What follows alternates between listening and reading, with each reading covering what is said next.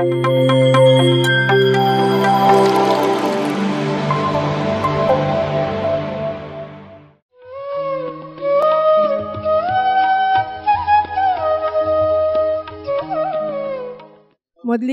ನಮ್ಮ ಗುರುಗಳಾದ ಬ್ರಹ್ಮರ್ಷಿ ಪಿತಾಮಹ ಪತ್ರಿಜಿಯವರಿಗೂ, ಸ್ವರ್ಣಮಾಲಾ ಪತ್ರಿಜಿಯವರಿಗೂ, ಸದಾನಂದ ಯೋಗಿನಿಯವರಿಗೂ ಅನಂತ ಕೃತಜ್ಞತೆಗಳನ್ನು, ಧನ್ಯವಾದಗಳನ್ನು ತಿಳಿಸುತ್ತಾ, ಇವತ್ತಿನ ಧ್ಯಾನ ದಸರಾದಲ್ಲಿ ಕಾರ್ಯಕ್ರಮದಲ್ಲಿ ನಾವು ಮೊದಲನೇ ದಿನದಿಂದ ಪಾಲ್ಗೊಂಡಿದ್ದೀವಿ. ತುಂಬ ಅದ್ಭುತವಾಗಿ ಆನಂದವಾಗಿ ನಡೀತಾ ಇದೆ. ಇದರಲ್ಲಿ ನಮಗೆ ಒಬ್ಬ ಧ್ಯಾನಿಗೆ ಏನು ಬೇಕೋ ಎಲ್ಲ ಸಿಗ್ತಾ ಇದೆ. ಒಂದು ಕಡೆ ಧ್ಯಾನ ಸಿಗ್ತಾ ಇದೆ, ಜ್ಞಾನ ಸಿಗ್ತಾ ಇದೆ, ಸೇವೆ ಸಿಗ್ತಾ ಇದೆ, ಮತ್ತು ಎಂಜಾಯ್ಮೆಂಟ್ಗಳು ಸಿಗ್ತಾ ಇದೆ. ಮೈಸೂರು ದಸರಾ ಅಂದರೆ ವಿಶ್ವಕ್ಕೆ ಪ್ರಖ್ಯಾತವಾಗಿದ್ದು, ಅದೇ ರೀತಿ ಅಂಥ ಶಕ್ತಿ ಕ್ಷೇತ್ರದಲ್ಲಿ ನಮಗೆ ದಿನಕ್ಕೆ ಬೆಳಿಗ್ಗೆ 3 ತಾಸು, ಮಧ್ಯಾಹ್ನ 1 ತಾಸು, ದಿನಕ್ಕೆ 4 ಗಂಟೆ ಧ್ಯಾನ ಮಾಡೋ ಅವಕಾಶ ಸಿಗ್ತಿದೆ. ಗ್ರೂಪ್ ಮೆಡಿಟೇಷನ್ ನಮಗೆ ಎಷ್ಟು ಸಂತೋಷ ಆಗಿದೆ ಅಂದರೆ ಅಷ್ಟು ಸಂತೋಷ. ಅದೇ ಮನೇಲಿದ್ದರೆ ಹಬ್ಬ ಅದರಲ್ಲೇ ಕಾಲ ಕಳೀತಿದ್ವಿ, ಅದೇ ಕಾಯಿ ಕರ್ಪೂರ ಅಂತ, ಅದು ಕಡಿಮೆ ಅಂತಲ್ಲ, ಆದರೆ ಇಷ್ಟು ವೈಭವವಾಗಿ ಎಲ್ಲರೂ ಬಂದು ಇಷ್ಟು ಜನದಲ್ಲಿ ನಾವು ಆನಂದವಾಗಿ ಸರ್ವಿಸ್ ಮಾಡ್ಕೊತ, ಜ್ಞಾನ ಕೇಳ್ಕೊತ ಇಷ್ಟು ಆನಂದವಾಗಿ ಅನುಭವಿಸ್ತಾ ಇದ್ದೀವಿ. ಅದರಲ್ಲಿ ವೈವಿಧ್ಯಮಯವಾಗಿ ಚನ್ನಬಸವ ಸರ್ ಒಂದು ದಿವಸ ರೈತರ ದಸರಾ, ಒಂದು ದಿವಸ ಮಹಿಳಾ ದಸರಾ ಅಂತ ವೆರೈಟಿಯಾಗಿ ಪರಿಕಲ್ಪನೆ ಮಾಡಿದ್ದಾರೆ. ಆದರೆ ಜ್ಞಾನ ಎಲ್ಲ ಪಡಿತಿದ್ವಿ, ಹಾಗೆಯೇ ಸರ್ವಿಸು ಮಾಡ್ತಾಯಿದ್ದೀವಿ. ಹಾಗೆಯೇ 3 ತಾಸು ಧ್ಯಾನದಲ್ಲಿ ನಮ್ಮನ್ನು ನಾವು ಆಳವಾಗಿ ಧ್ಯಾನಕ್ಕೆ ಅಳವಡಿಸ್ಕೊಳ್ತಾ ಇದ್ದೀವಿ. ನಿನ್ನೆ ಲಲಿತಾ ಮೇಡಮ್ ಹೇಳಿದರು, 1 ನಿಮಿಷಕ್ಕೆ ನಿಮಗೆ ಶ್ವಾಸ ಎಷ್ಟಿದೆ ಎಣಿಕೆ ಮಾಡಿರಿ ಅಂತ. ಒಬ್ಬರು 20 ಹೇಳಿದರು, ಒಬ್ಬರು 10 ಹೇಳಿದರು. ನನಗಂತೂ ಎಣಿಕೆಗೆ 5 ಬಂದಿದ್ದು. ನಾನು ಇಷ್ಟು ಚೆನ್ನಾಗಿ ಧ್ಯಾನ ಮಾಡ್ತಿದ್ದೆ ಅಂತ ಅರಿವು ನನಗೆ ಇಲ್ಲಿಗೆ ಬಂದ ಮೇಲೆ ಗೊತ್ತಾಯಿತು. ಅದೇ ರೀತಿ ತಿರುಪತಿಯಲ್ಲಿ ಕೂಡ 1 ವಾರ ಬೆಳಗ್ಗೆ 3 ತಾಸು, ಸಾಯಂಕಾಲ 3 ತಾಸು ಅಲ್ಲಿ ಧ್ಯಾನ ಮಾಡಿ ನೆಕ್ಸ್ಟ್ ಇಲ್ಲಿ ಪಾಲ್ಗೊಂಡಿದ್ದೀವಿ. ಇದೇ ನಿರಂತರ ಹೀಗೆ ಪ್ರಯಾಣ ಮಾಡೋದ್ರಿಂದ ನನಗೆ ತುಂಬ ಈ ಮಾಸ್ಟರ್ಸ್ ಅಲ್ಲಿ ಸಂಗೀತ ಬಾಬು ತಿರುಪತಿ, ಇಲ್ಲಿ ಚನ್ನಬಸವ ಸರ್, ಅನಿತಾ ಮೇಡಮ್ ಅವ್ರ ಟೀಮ್, ಮೈಸೂರು ಟೀಮೆಲ್ಲ ಮಾಡಿದ್ದ ಈ ಕಾರ್ಯಕರ್ತರಿಗೂ ಮತ್ತು ಇಲ್ಲಿ ನೆರೆದಿದ್ದ ಮೈಸೂರು ಟೀಮ್ ಎಲ್ಲರಿಗೂ ಕೂಡ ಅನಂತ ಕೃತಜ್ಞತೆ ಹೇಳ್ತೀನಿ.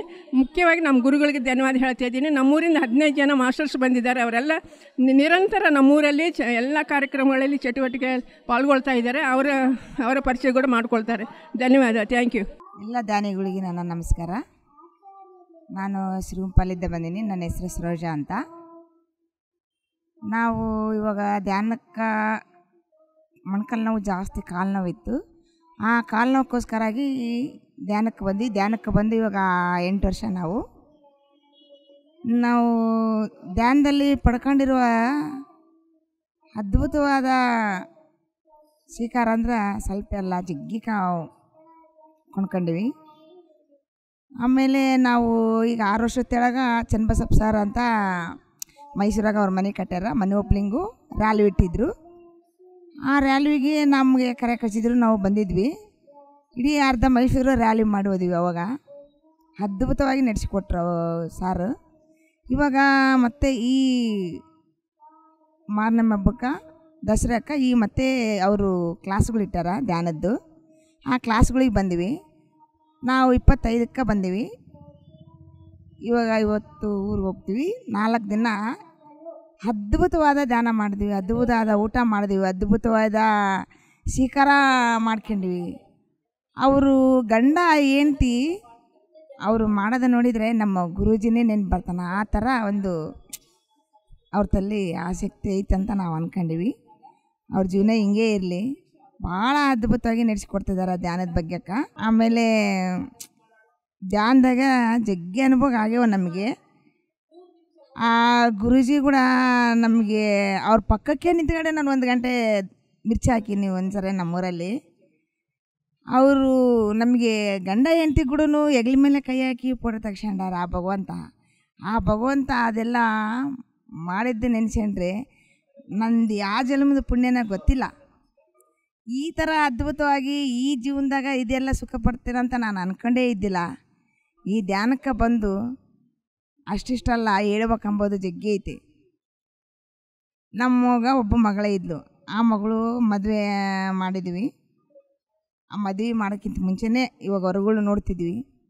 ಒಂದು 9 ಹೊರಗಳು ಬಂದು ನಾವು ಧ್ಯಾನಿಗಳು, ನಮಗೆ ಏನು ಗೊತ್ತಾಗಲ್ಲ. ಆ ಭಗವಂತ ಮೇಲೇ ನಾವು ಭಾರ ಬಿಟ್ಟಿದ್ವಿ. ಆ ನಮಗೆ ಒಳ್ಳೆಯ ಒಬ್ಬ ಅಳಿಯ, ಒಳ್ಳೆ ಒಂದು ಮನೆ ತಂದರು, ಒಳ್ಳೆ ನಮಗೆ ಬೀಗರು ಆಗಂತ ಮನೆ ತಂದರು ಮಾತ್ರ ನಮಗೆ ಸಿಗಲಿ. ನಮಗಿರೋದು ಒಬ್ಬೇ ಮಗಳು. ಆ ಮಗಳನ್ನ ನನ್ನ ಮನೆಗೆ ಹೆಂಗಿದೆ ಹಂಗೆ ಬೆಳಿಬೇಕು, ಹಂಗೆ ಇರ್ಬೇಕು ಅಲ್ಲಂತ ನಾನು ಸಂಕಲ್ಪ ಮಾಡಿದ್ದೆ. ಇವಾಗ ನಮ್ಮ ಮಗಳು ಮದುವೆ ಆಗಿ 18ಕ್ಕೆ 5 ತಿಂಗಳಿಗೆ 6ನೇ ತಿಂಗಳ ಇದು. ಆ ಮಗಳು ನಮ್ಮ ಕಡೆ ನೆನ್ಪು ಕೂಡ ಮಾಡಲಾರ್ದಂಗೆ ಇದ್ದಾಳ. ಆಕೆ ಮದುವೆ ಮಾಡ್ಬೇಕಾದ್ರೆ ಕೂಡ ಆ ಭಗವಂತನ ಮೇಲೇ ನಾವು ಭಾರ ಬಿಟ್ಬಿಟ್ಟಿದ್ವಿ. ಅದು ಯಾವ ಥರ ಮದುವೆ ನಡೆದೈತೆ ಅಂದರೆ, ಇವಾಗ ಮಂದಿ ಬಾಯಿ ಪ್ರತಿಯೊಬ್ಬರು ಕೇಳಿ ಏನು ಮದುವೆ ಮಾಡಿದ್ರಿ ಅದು ನಾವೆಲ್ಲ ಮಾಡಿರೋದು ಆ ಭಗವಂತ ಗುರುಜಿನೇ ನಮಗೆಲ್ಲ ನಡೆಸ್ಕೊಟ್ಟಿರೋದಂತ ಹೇಳೋಕೆ ಭಾಳ ಇಷ್ಟಪಡ್ತೀವಿ ನಾವು.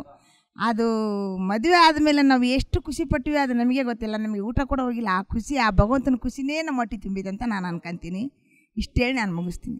PMC ಕನ್ನಡ ಚಾನೆಲ್ ಅನ್ನು ಲೈಕ್ ಮಾಡಿ, ಶೇರ್ ಮಾಡಿ, ಸಬ್ಸ್ಕ್ರೈಬ್ ಮಾಡಿ ಮತ್ತು ಮಾಡಿಸಿ. ಎಲ್ಲರಿಗೂ ಧನ್ಯವಾದಗಳು.